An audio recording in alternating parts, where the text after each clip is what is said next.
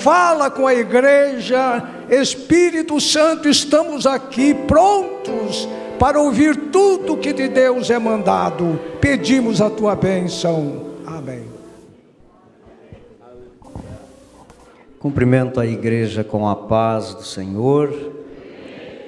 Também aproveito para me associar às homenagens aos nossos aniversariantes, ao irmão Pedro, que esteve de aniversário, a irmã Júlia, irmão Chaves, irmão Sérgio, que Deus os abençoe grandemente. Eu convido a igreja a abrir as vossas Bíblias. Dia 5, o presbítero Vladimir está de aniversário. Deus abençoe, muitos anos de vida. Romanos, capítulo 12 e o verso 2. Convido a igreja a abrir a vossa Bíblia. Também a minha gratidão a Deus pela nossa orquestra. Que Deus continue abençoando. Nós já acertamos com o irmão Sérgio para estarem todas as ceias, uma manhã, no outro mês à noite. E nós nos alegramos com a presença e a instrumentalidade dos nossos irmãos. Os irmãos encontraram? Amém? E não vos conformeis com este mundo, mas transformai-vos pela renovação do vosso entendimento, para que experimenteis qual seja a boa, agradável e perfeita vontade de Deus. Amém? Vamos ler todos juntos nesta versão aqui, irmãos, que é o mais conhecido. 1, 2, 3. E não vos conformeis com este mundo, mas transformai-vos pela renovação do vosso entendimento, para que experimenteis qual seja a boa, agradável e perfeita vontade de Deus. Amém? Tome o teu assento, glorificando ao nome do Senhor, que desde o princípio desse culto já pudemos sentir a sua presença em nosso meio.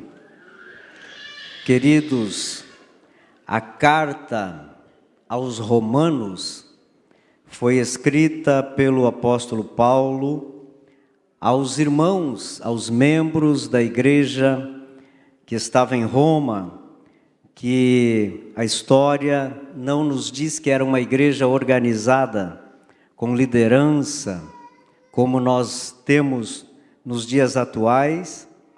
Esta carta foi escrita pelo apóstolo no final da sua terceira viagem missionária, quando estava em Corinto, por volta do ano 56 da nossa era.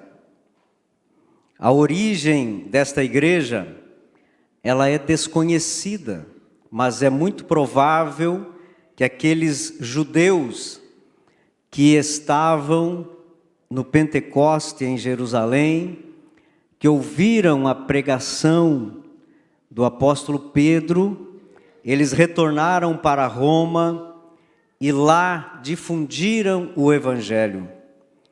Paulo, ao escrever esta carta, uma das mais longas, ou seja, a mais longa carta escrita a uma igreja, ele tinha 3 objetivos: preparar a igreja para uma futura visita que ele queria fazer a Roma, também esclarecer e defender os seus ensinamentos e promover a união entre os judeus e os gentios daquela cidade. Era uma igreja mista, irmãos, de judeus que estavam saindo do judaísmo, mas também dos gentios, que não tinham uma aproximação do judaísmo, mas entenderam o evangelho de Jesus Cristo. A preocupação do apóstolo Paulo é grande quanto à conduta daqueles irmãos que estavam residindo em Roma. Eles estavam na capital do Império Romano.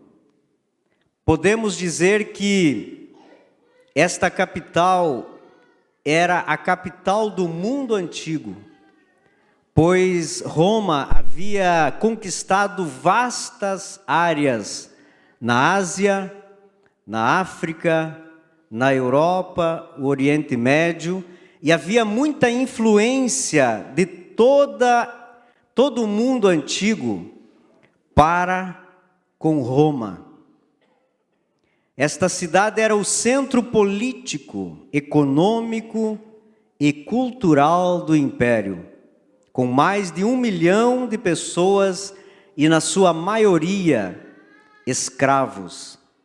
E os escravos eram esses povos que eram conquistados e eram trazidos para Roma, e com certeza com eles traziam culturas, traziam formas de viver, e principalmente a preocupação de Paulo era com a religiosidade, porque muitos deuses estranhos eram adorados naquela cidade.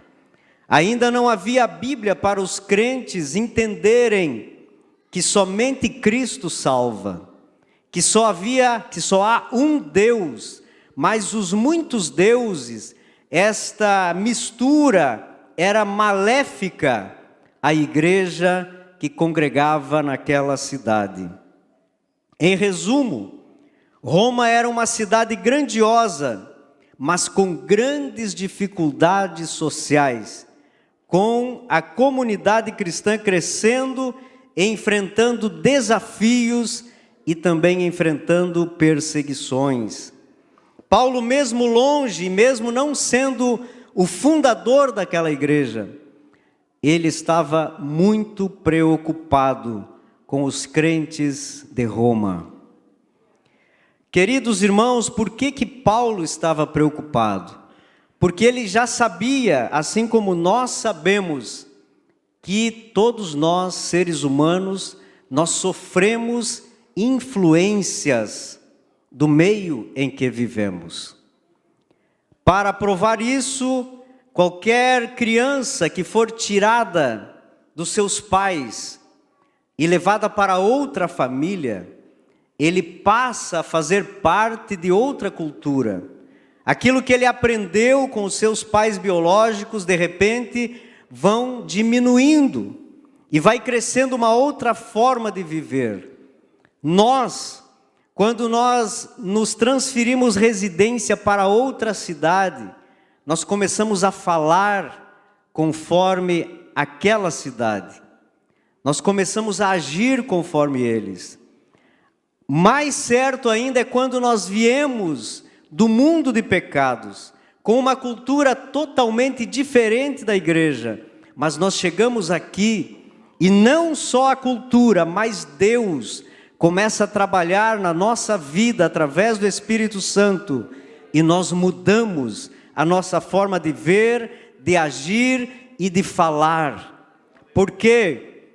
Porque o ambiente molda o ser humano. Essa frase nos afirma que o meio onde uma pessoa vive tem significativa influência no desenvolvimento do caráter, no comportamento, nos valores e na crença, na religiosidade de cada um de nós. Está provado, irmãos, que 70% dos jovens cristãos que entram em uma faculdade não permanecem fiéis a Deus até o final do curso, porque lá eles sofrem uma pressão, uma influência diabólica que destina eles para outro caminho. Esquecem tudo que aprenderam em casa, na igreja, e abandonam os caminhos do Senhor. Isto é influência que recebemos, mas não somos obrigados a aceitar em nossas vidas. O mundo tenta dominar a nossa vida, porque lá fora o mundo já dominou os ímpios. A psicologia e a sociologia respaldam esta verdade. Eles sabem que aonde está o homem, na empresa em que ele trabalha, ele começa a viver acostumado a uma rotina, a uma forma de falar, a um vocabulário que ele é pressionado a aceitar. Há exemplos, meus irmãos, de forma geral, quem é criado em um lugar de crimes, ele tem a grande possibilidade de se envolver com o crime, porque a necessidade e o exemplo o pressionam a viver uma vida semelhante àquilo que ele vê. Quem nasce em uma família de músicos tem grandes chances de ser um músico, assim como quem nasce em uma família cristã tem uma grande possibilidade de ser um servo de Deus. A frase, o ambiente molda o homem, reflete uma verdade sobre a natureza humana. Nós somos seres que se moldam pelo meio em que vivemos. Você já parou para pensar sobre isso? Você já parou para ver como você pensava diferente no passado? Como nós éramos mais conservadores no passado e hoje não somos tanto assim? Porque as influências nos atingiram também. As influências do mundo começaram a pressionar a igreja e nós ouvimos muito a expressão, nós precisamos barrar a liberalidade, a religiosidade. Não podemos deixar que entre para dentro da igreja, mas isso é para dentro do nosso coração. Nós precisamos viver uma vida diferente. Por isso, é muito importante nós estarmos atentos ao ambiente em que vivemos, aonde estamos inseridos.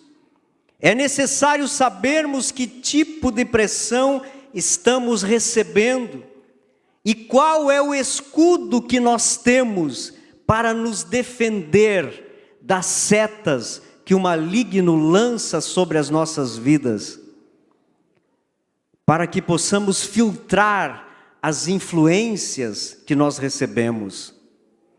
Queridos, esse texto, Paulo, na sua preocupação, estava orientando, estava aconselhando os crentes daquela época. Mas, apesar desta carta ser destinada especialmente aos romanos, é uma carta que para os nossos dias faz muito sentido.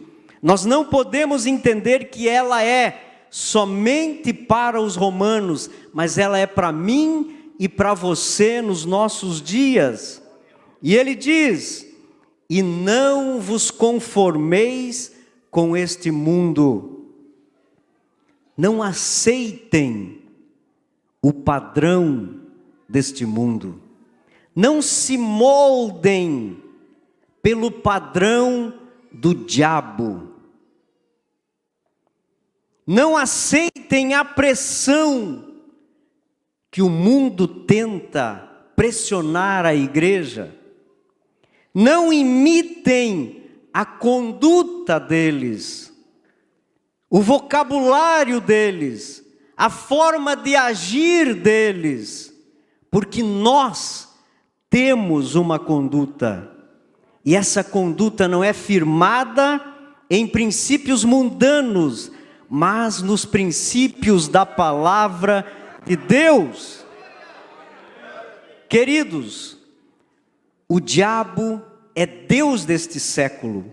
O mundo que Paulo fala aqui é o sistema que o diabo já dominou. Desde que o pecado entrou no mundo, o mundo é dominado pelas trevas. E se nós saímos das trevas para a luz, não temos motivos para retornar a viver uma vida, conduta, conforme vivíamos no passado. A Bíblia diz que o mundo jaz no maligno. O que será de nós se aceitarmos pacificamente a pressão, os moldes que o mundo tenta impor às nossas vidas? As pessoas que vivem sob o domínio das trevas têm uma conduta dirigida e orientada pelo diabo. Há poucos dias alguém me enviou uma notícia que a rede de televisão mais famosa do Brasil está promovendo, não sei se é uma novela ou o que é, aonde o amor é liberal. São estas pressões que vão minando a nossa mente, minando a nossa vida, o nosso coração. E se nós não estivermos firmados na palavra de Deus, em pouco tempo vamos entender que isto é normal para as nossas vidas. A forma que eles agem, a forma que eles falam, o que eles fazem, não cabe no padrão de quem deseja ser aceito no reino de Deus. Não há conexão, não há forma de nós alinharmos estas duas condutas. O padrão do mundo é um, o padrão da igreja é outro. O padrão do mundo é pecado, aqui é santidade. O padrão do mundo é fazer o que a carne deseja. E nossa missão é fazer o que Deus se agrada. Eles até pensam que têm liberdade para fazer o que querem. E é isso que o diabo oferece. A falsa liberdade. Desfrutar de prazeres que o mundo oferece. Pensam que estão no controle das suas vidas, mas são simplesmente manipulados pelas obras das trevas. Que triste, irmãos. Muitas vezes nós falamos com alguém que acha que tem liberdade, mas não tem condições de vencer o tabaco, não tem condições de vencer a bebida, não tem condições de dominar o seu próprio eu, porque estão moldados por uma cultura que vai levá-los para o inferno, infelizmente. O texto continua dizendo: mas transformai-vos pela renovação do vosso entendimento. Não há transformação em nós se a nossa mente não for direcionada pela palavra de Deus e pelo Espírito Santo de Deus. Demonstre, querida igreja, uma renovação sadia, firmada em Deus, de tudo o que nós pensamos e fazemos. Não adianta somente fazer, nós precisamos acatar, ter convicção, ter a ideia de que isto agrada a Deus. Não adianta nós sermos forçados a viver uma vida religiosa. A nossa mente precisa ser transformada pelo Evangelho dia após dia. Deixa Deus transformar completamente, individualmente, cada um de nós, para que termos uma conduta diferente do mundo lá fora. Só a transformação no caráter do homem, quando há entendimento, quando há consciência de que o que se vive lá fora não condiz com os princípios de Deus. é que nós vivemos o que Paulo escreveu. Se nós não estivermos esta consciência, não tivermos esta consciência, não adianta nós dizermos que não vivemos nos moldes do mundo, porque nós não fomos transformados, não fomos regenerados. E ter esta consciência é entender que Deus estabeleceu um padrão para a igreja, e individualmente todos nós devemos nos enquadrar no padrão de Deus. Faça uma análise na tua vida, uma autocrítica da tua vida cristã. Será que o padrão divino é prioridade para nós? Será que nós vivemos uma vida que realmente agrada a Deus? Será que estamos deixando a palavra de Deus nos limpar e nos transformar para vivermos esta realidade divina? A expressão transformai-vos, ela não é estática. Não é que nós viemos para a igreja e somos transformados e acabou. Não. Ela é contínua na nossa vida. Tem a ideia de continuem sendo transformados pela palavra de Deus. Isto quer dizer que enquanto mais o mundo mergulha na pecaminosidade, a igreja sobe no nível da santificação. Enquanto o mundo mergulha na imoralidade, o crente adora, se alegra na esperança de uma eternidade com Deus. Queridos, é necessário aumentarmos a distância entre a igreja e o mundo lá fora. É necessário que nós entendamos que o mundo caminha a passos largos para o inferno, mas a igreja está no contrafluxo, caminhando para o outro lado, para os céus. A palavra transformai-vos neste texto é a mesma empregada em 2 Coríntios capítulo 3 e o verso 18, que diz assim: e todos nós, com o rosto descoberto, contemplando a glória do Senhor, somos transformados de glória em glória, na sua própria imagem, como pelo Senhor, que é o Espírito. A palavra de Deus nos transforma de glória em glória. Não podemos parar, mas nós precisamos subir de nível diante do nosso Deus, para recebermos a transformação que precisamos viver diariamente, é nos tornar cada vez mais parecidos com Cristo, através da santificação, através de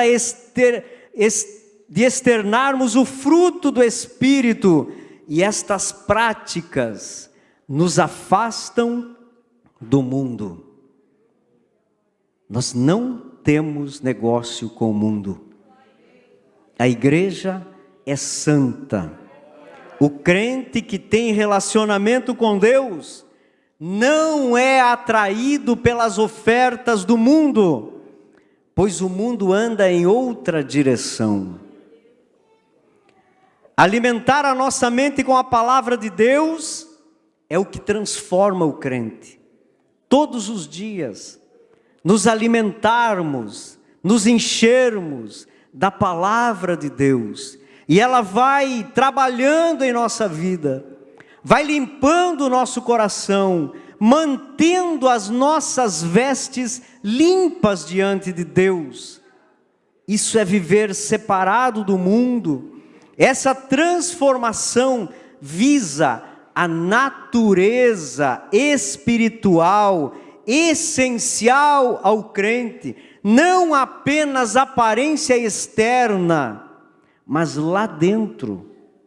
Essa é uma transformação segundo os moldes da imagem de Cristo, a varão perfeito. Não adianta nós termos uma aparência cristã. A Bíblia nos ensina que essa transformação deve ser interna. E depois ela vai ser externada. Precisa começar no coração, na mente, para que nada mude a nossa conduta, porque temos convicção de que Deus exige de nós uma conduta santa para entrarmos nos céus de glória. E ele finaliza esse versículo dizendo: para que experimenteis qual seja a boa, agradável e perfeita vontade de Deus. Aquilo que é bom para nós e realmente agrada a Deus. O que nós sentimos, que a nossa consciência está em paz com Deus, que o nosso espírito testifica com o Espírito Santo que somos filhos de Deus. Quando a nossa mente está alinhada com a palavra de Deus, quando entendemos os padrões de Deus, nós estamos em paz. Não temos medo da morte, não temos medo do arrebatamento. Se vier as provações, as lutas, nós estaremos firmes. Estamos bem com Deus, estamos no padrão de Deus, porque Deus deseja que experimentamos o melhor. Ele quer que nós aprendamos a lhe agradar. Isso é viver de forma que haja prazer em nossas vidas, quando nós servirmos a Deus, quando nós adoramos a Deus, quando nós louvamos a Deus, quando rendemos graça por todas as coisas. Mas se estivermos cedendo para o mundo, copiando as coisas do mundo, aceitando os moldes do mundo, nós não alcançaremos isto. Queridos, 1 João 5,19 diz: o mundo jaz no maligno. O mundo está à deriva. O mundo, a olhos humanos, nós olhamos, não tem mais cura, não tem mais jeito. Está difícil viver em um mundo assim. Mas a Bíblia diz que nós somos forasteiros aqui.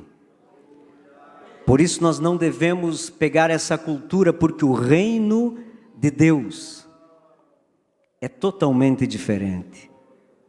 O reino de Deus contrapõe pontualmente todas as coisas que o mundo nos oferece. E nós não permaneceremos aqui. Desde que o pecado entrou no mundo, este mundo gira sob a influência do inimigo. Ele domina as mentes, ele domina a cultura, domina a política, ele domina as religiões. Mas a igreja não. Pois essa palavra igreja, no grego eclésia, no seu original significa tirados para fora. Tirados para fora do mundo.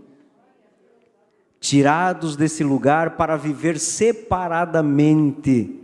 Mesmo que nós, fisicamente, estamos aqui, o nosso coração está em Deus. As práticas que praticamos dependem dos princípios divinos. O nosso coração não se molda a esse mundo de trevas. Se a igreja, ser igreja é viver fora deste mundo pecaminoso. Estamos aqui, mas não somos daqui. A nossa lei não é a lei dos homens. A nossa lei é superior. Ela veio dos céus, inspirada para cada escritor bíblico. Deus os inspirou para escrever para nós. Esta é a nossa lei. O nosso líder é supremo, é superior, é soberano. É o Rei dos reis, é o Senhor dos senhores. O nosso ser supremo líder é o alfa e o ômega, é o princípio e o fim. Ele foi morto, os homens mataram, o mundo achou que acabaria, mas está vivo, está à direita de Deus, para toda a eternidade, e não há reino que subsista como o reino de Deus, que está aqui, mas está lá aguardando por nós. Não permita ser moldado, manipulado por ideias, por moda, por falsa liberdade, por ideologia, mas se permita ser moldado pelo Espírito Santo de Deus. Pastor, mas dá um exemplo, dá exemplos para nós não sermos moldados. O que é isso? Vamos analisar alguns. Ser e viver no padrão de Deus é manter a verdade no seu lugar, mesmo que a mentira seja conveniente. É ser verdadeiro, mesmo que mentir nos traria lucros financeiros, nos traria fama, nos traria posição. Crente não se molda, mesmo que lá no mundo a mentira seja uma realidade. A realidade da igreja é verdade, porque nós conhecemos a verdade e somos libertos por esta verdade. Permanecer casado, cumprindo os votos do matrimônio diante de Deus, mesmo vivendo em uma sociedade que banalizou o casamento, que a traição está se tornando normal a cada dia, que trocar a esposa ou trocar o esposo está facilitado lá fora. Mas nós precisamos manter este princípio no meio da igreja. Escolher perdoar, mesmo que todos prefiram a vingança. O nosso coração não carrega maus sentimentos.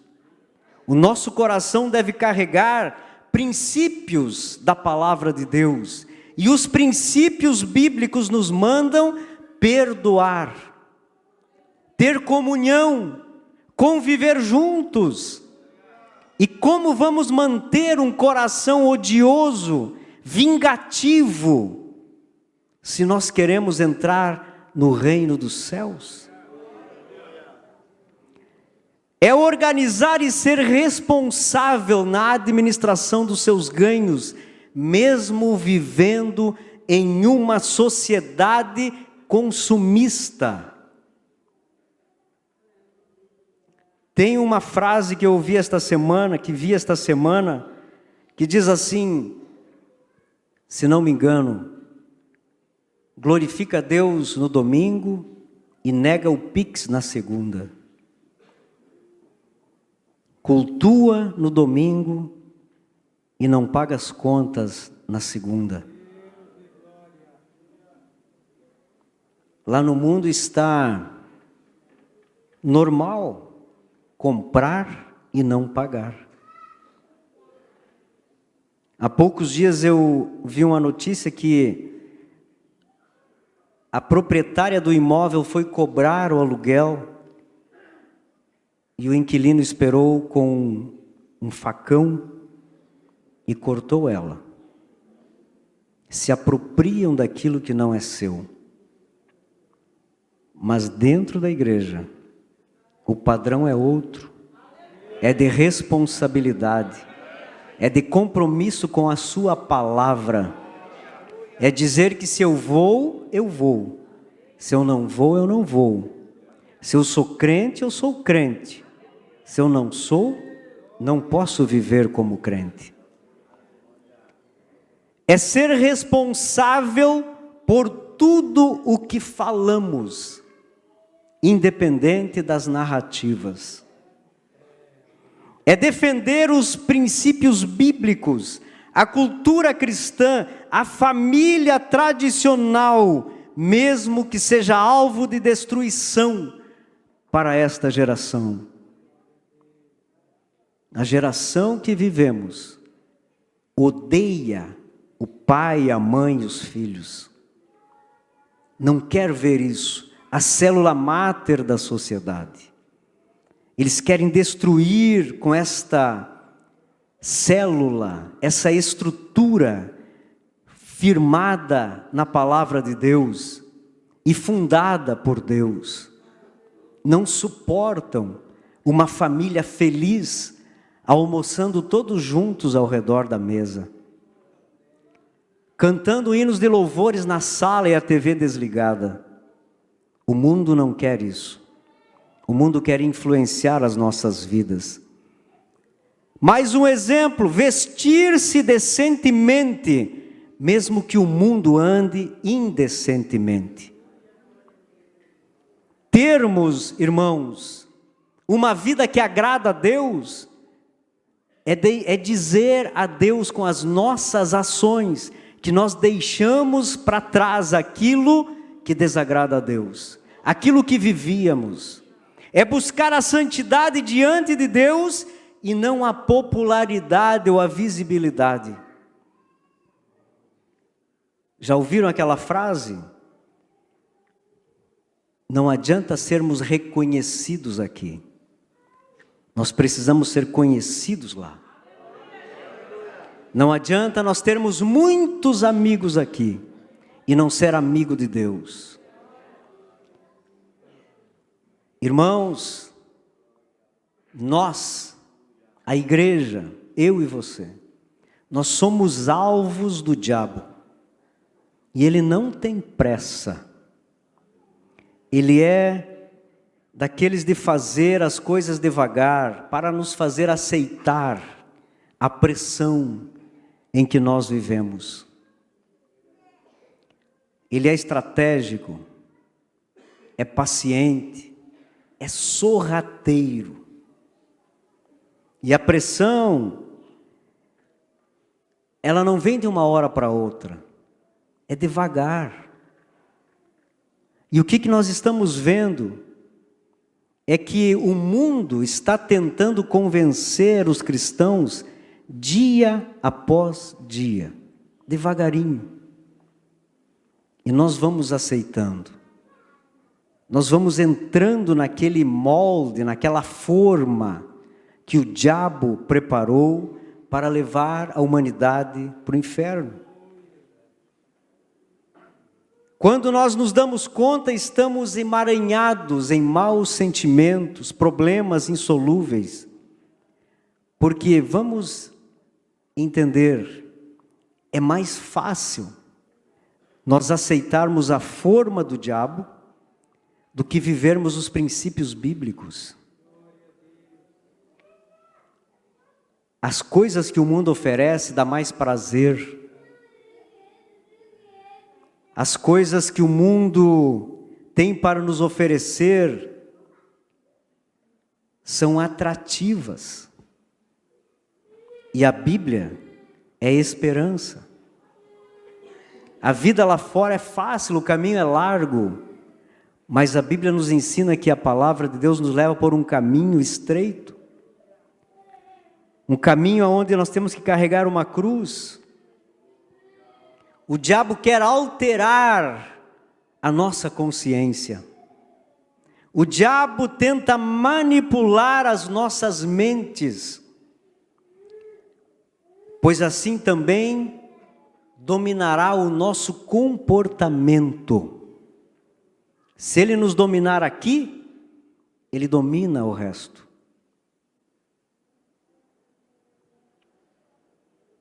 O comportamento do cristão é totalmente diferente e não se enquadra nos moldes do inimigo.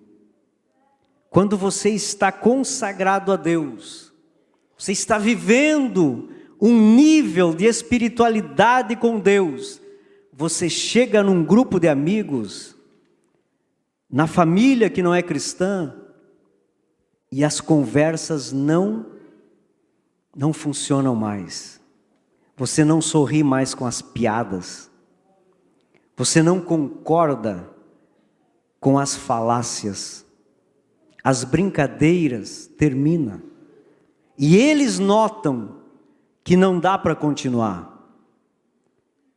Às vezes nós queremos ser aceito lá no trabalho, lá na faculdade.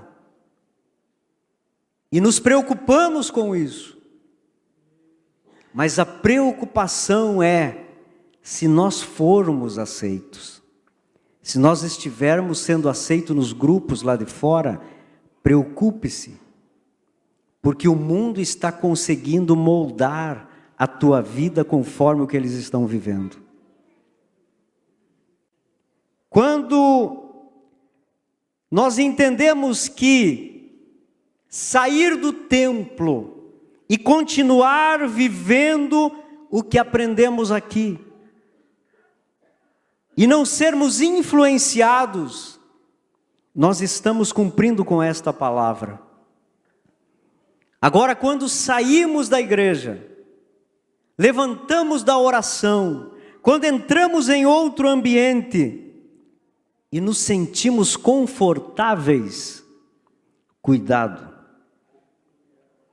Cuidado, porque ninguém se sente bem, ninguém se sente confortável no ambiente em que ele não conhece ou que ele evita. Aqui é o lugar aonde nós precisamos ter comunhão uns com os outros, amar uns aos outros, nos sentir bem conosco, com o nosso irmão e com Deus. Isso é estar vivendo o padrão que Deus colocou para nós. Será que os nossos filhos estão sendo influenciados lá fora? Qual é o padrão que os nossos filhos estão vivendo? Será que os nossos exemplos dentro de casa, eles estão sendo mais eficientes do que o professor, do que os amigos, do que os grupos lá fora? Se nós vivermos no padrão de Deus, o nosso exemplo vai arrastar os nossos filhos a viver o padrão bíblico. Agora, se nós não moldarmos o caráter do nosso filho segundo a palavra de Deus, o diabo vai fazer por nós. Precisamos refletir para onde estamos levando a nossa alma e a alma dos nossos filhos. Nós somos forasteiros, essa não é a nossa pátria. Jesus continua sendo o único caminho. E se nós não rompermos conosco e com o mundo, nós não temos condições de seguir após Ele. Não temos condições de pegar a nossa cruz e andar para frente. Podemos até andar à margem do caminho, mas a margem do caminho não vai nos levar aos céus de glória. Jesus é a nossa influência, é o nosso modelo. É dele que precisamos tirar os exemplos para a nossa vida, e não lá do mundo. E não vos conformeis com este mundo, mas transformai-vos pela renovação do vosso entendimento. Não se conforme, não se coloque na forma, não aceite a pressão.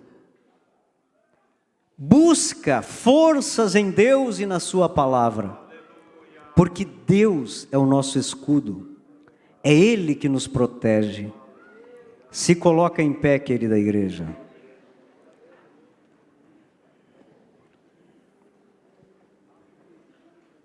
Vamos orar a Deus antes de distribuirmos a ceia do Senhor.